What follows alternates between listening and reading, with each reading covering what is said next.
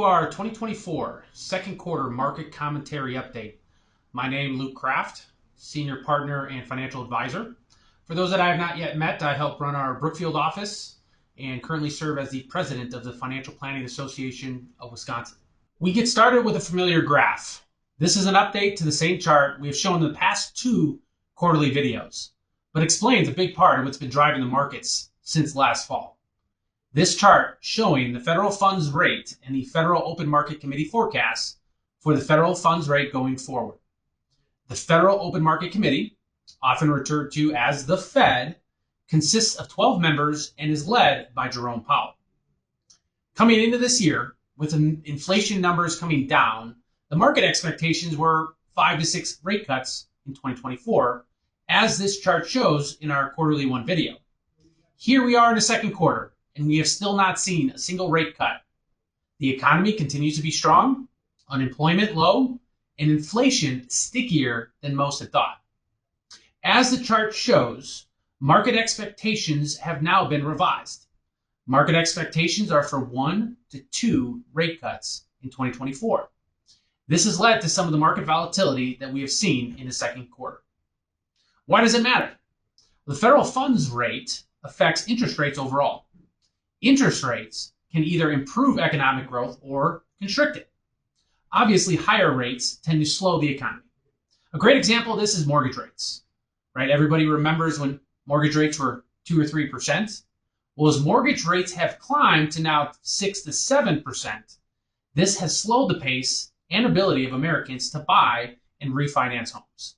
The point is, the Fed can use interest rates to fight inflation, which it has been trying to do since COVID. This leads us into our next chart from Lincoln, titled the Fed Balancing Act. So ideally, the Fed wants to achieve this term referred to as Goldilocks scenario, where they have both a good balance of economic growth and moderating inflation. This is good for consumers who have jobs and companies who see demand for their products. However, the conundrum is for the Fed is if they hold rates too high, we could end up in a recession. Inflation falls, but people lose their jobs, consumption goes down, and companies' revenues decrease. This is not good for the market or for Americans. The next question is, what does this mean for stocks? We have a great chart from BlackRock, which shows us since 1962, U.S. stocks historically perform the best when the 10-year Treasury bond yields decline the most. U.S. stocks have had the following performance during time periods when, as you can see, rates move up by 1%, the S&P 500 averaged 8.9. When rates moved up or down by less than 1%, the S&P averaged 11.3. And then finally, when rates moved down by more than 1%, the S&P averaged 16.3%. From April of 2023 to April of 2024, we have seen the 10-year Treasury bond rise from a yield of 3.4% to 4.7%, during which time U.S. stocks, represented by the S&P 500 index, rose 22.7%. This past year has been different than what we have historically seen. If rates do come down in the coming years, could this lead to a fruitful market environment for both stocks and bonds? Or have markets gotten too far ahead of themselves with expectations for the Fed to cut rates? All these are major factors in the markets right now. Next, we have a great chart from BlackRock tracking data back to 1926, which is almost 100 years. We are currently in the longest bond bear market at 44 months through March of 2024.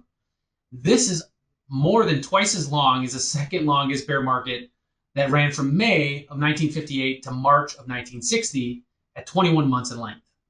This bear market began in July of 2020 and saw a peak to trough decline of 17.2% and is currently still down 10.5% as of March 31st, 2024. While bonds have made up some of their losses, as you know, we still have a ways to go to get back to even. Many areas of the bond market have not provided a positive impact to portfolio returns for several years now. With all of that said, there are plenty of reasons to be optimistic about the bond market and why we use them in portfolios.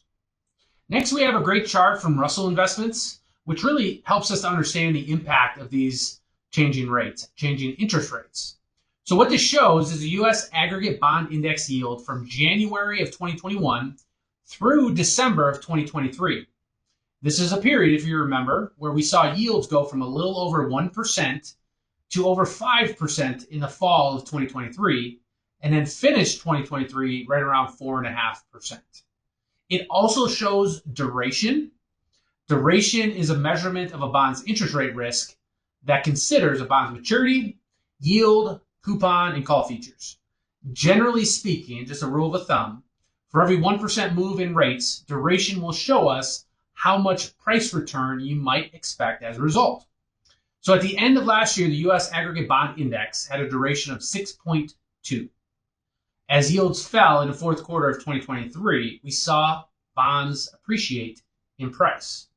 So just to get a better understanding of what this means, if rates were to rise 1%, as you can see from the chart, we could actually see some downward price return on bonds of 6.2%. So 1% increase equals on the ag a 6.2% decrease in price. Now, with yields being higher, you do have some cushion. So you'd still get the yield of 4.5%.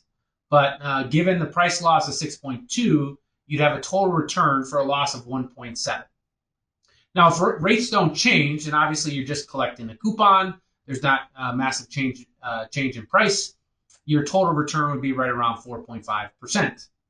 But then, if the Fed does fulfill their forecast of lowering rates, and they fell by 1%, right, we could get 6.2 in price return or appreciation plus the 4.5% yield from the bonds for a total return of 10.7%. Now, this is meant as a hypothetical example. We don't know what rates will be, but there's reason for potential optimism with bonds over the next several years as rates start to come down. To end off the second quarter market commentary, we're going to end with a great slide from BlackRock, which summarizes the fact that the U.S. economy remains strong. And that's the big picture thing to keep in mind. So what do the numbers look like? Well, in March, you can see the Fed revised its 2024 GDP expectations up to 2.1% for the year, and also increased expectations for 2025 up to 2% for next year. Unemployment, important stat, continues at 3.7, continues to remain well below the 20-year average of 5.6 and almost 10% below the March 2020 pandemic level of 13%. So in conclusion, WDS and its investment policy subcommittee are keeping all these factors in mind for clients as we navigate, the short term, but really plan for the long term. And while all of this is important, setting up a financial plan and sticking to it continues to be the best course of action. If you want more information or have any questions, please contact your financial advisor at WDS. Now, before I let you go, I did want to share some great news and updates in regards to our new WDS Bulletin, which can be found on our website. Very excited to announce, thanks to our amazingly generous clients, that we raised over $58,111 for Gilda's Club back in April. We got some new members coming to our team. Welcome, Blake, as well as some new summer hours, thanks to our hardworking staff. A couple important Zoom calls and events coming up later on in the year. August 22nd, 6 p.m., our most popular Zoom call with Luke Wendt in regards to tax planning. Mark your calendars now. And then September 19th, anyone have problems sleeping, we have a call with Dr. Leone in regards to circadian rhythm. Backed by popular demand in October, we have our infamous pumpkin carving contest, a supply drive in November, and I will be personally hosting our next generation call on December 11th. So we did kind of 101 last year, 201 this year for those next generation of investors. So if you miss any of our stuff, check us out. Check out our website. Call the office. Appreciate you all and have a great day.